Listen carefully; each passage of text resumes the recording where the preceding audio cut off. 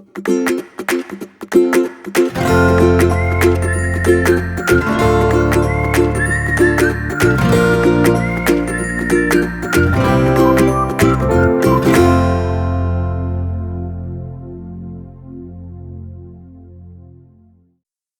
evening, my name's Steve, I'm the British Railroader, and welcome to the train room.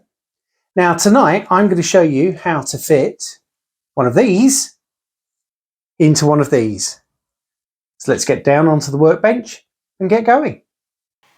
Okay, so I'm going to keep this fairly simple because I've got lots of footage and really the voiceover that I did, it just takes too long. So the first thing that we're going to do is take the body shell off of the locomotive. On this particular one, fairly simple job. There are some tabs and the body shell comes away from the frame. The next thing to do is to remove the old PCB.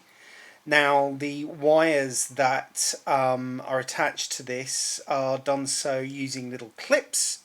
So you just pull these off, the wires then come off. Now you can use those clips again to reattach the wires to the Tsunami PNP boards.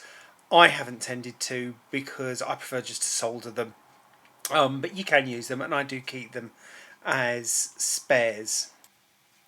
So once the wires are off, you take the PCB board off. It just unclips. There are two tabs. It's fairly straightforward. You can just about see me doing it here. And you can keep the old PCB. I do. They come in handy occasionally, especially if you want to revert something back to DC.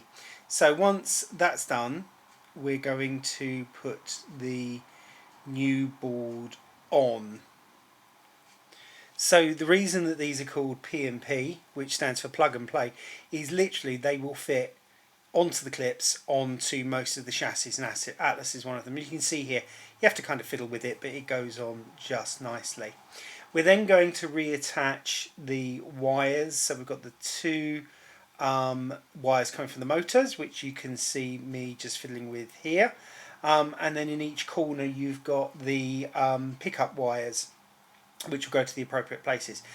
Basically what I do with these is I poke the wires through the holes, wrap them round, and then just solder. As I said, you can use the old plugs, but I just find it easier to solder, and you get a much more permanent contact.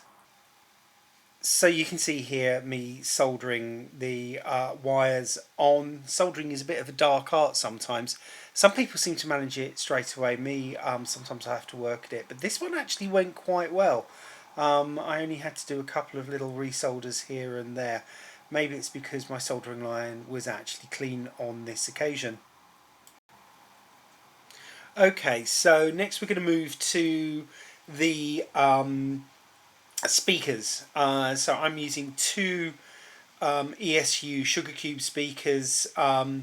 I think the first thing I did was desolder the wires so that I can resolder them because I needed longer lengths of wire.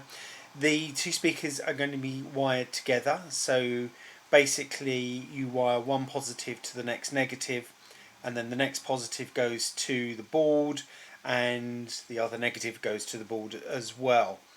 This gives you quite a nice depth of sound. One of the things you've got to remember is that Soundtraxx decoders use a 2 amp output, or a 2 watt output, sorry. And a lot of the speakers can't handle that, so you do have to allow for that either by turning the sound down or, as I've done, wiring a couple of speakers in series.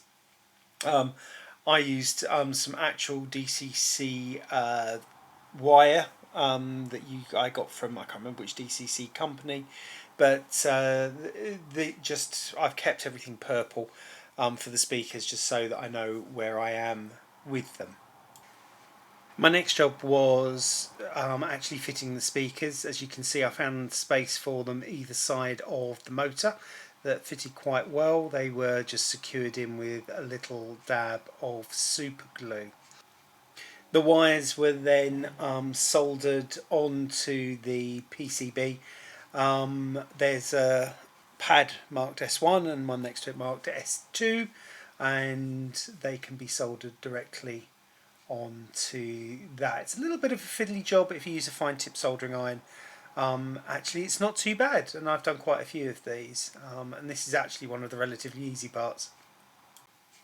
So the last part of this is to fit the lights. Now, as you can see from the video, the locomotive has kind of plastic light guides, so it's just a matter of gluing the LED onto that. But what I do first is fit the LED to the decoder, and then once everything's secure on the decoder and I know it's working, then I will glue those lights into the locomotive. So when you're using LEDs with any DCC decoder, always use a resistor, usually about a 1 kilo ohm resistor. Apologies that this was done kind of a little bit off of camera. It's very difficult to film this stuff and do it at the same time. But basically what I did is I attached, I believe it was the positive end of my LED to the resistor, and then the resistor went into the positive light terminal on the decoder. Also put a little bit of heat shrink tubing on just to secure it. So you can see here how I just soldered the resistor onto the circuit board. That's got the positive wire, and then I'm just doing the same for the negative, just on the pad next to it. I've not shown in this video how I stuck the LEDs onto the light pipe. It was literally just a dab of super glue, and it was sort of on fairly simply. So that is basically how you wire up one of these PNP 8 decoders. Okay, so with everything now fitted, which you won't see from here, but we will go over to the layout, and let's have a little look at the loco running.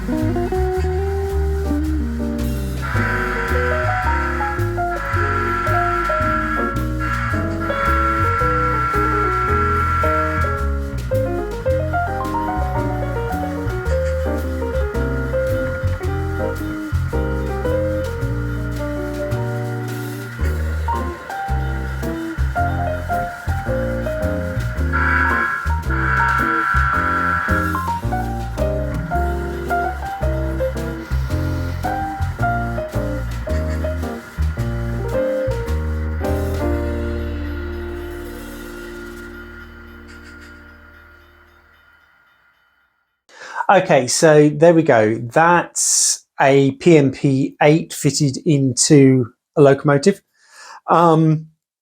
Apologies. It's really difficult to film these things because the camera is actually where you need to be when you're doing it. So I hope you kind of got the idea of what I was doing. It is literally, it's a board replacement. So you take the old board, okay? You put the motor wires there and there, and the pickups there and there, and add in new lights. And then there will be tabs for your speakers. Plus, also on a PNP8, there are lots of other tabs for other lighting outputs.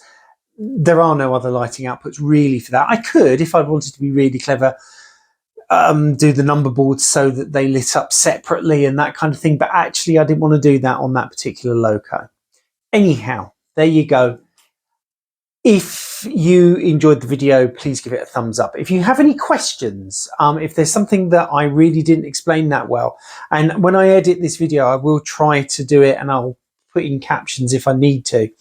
But if there's anything that you feel that needs more explanation, then please do let me know in the comment section below. But again, if you haven't done so already, please hit subscribe. This is video number 101. I will stop counting the videos shortly. But it's amazing that I think I've reached this many, and so big thank you to all of my subscribers for sticking with me. It's been great fun and lots more to come. But anyway, there we go. So this is Steve, the British Railroader, saying farewell for now and good night from the Model Railway Room. No.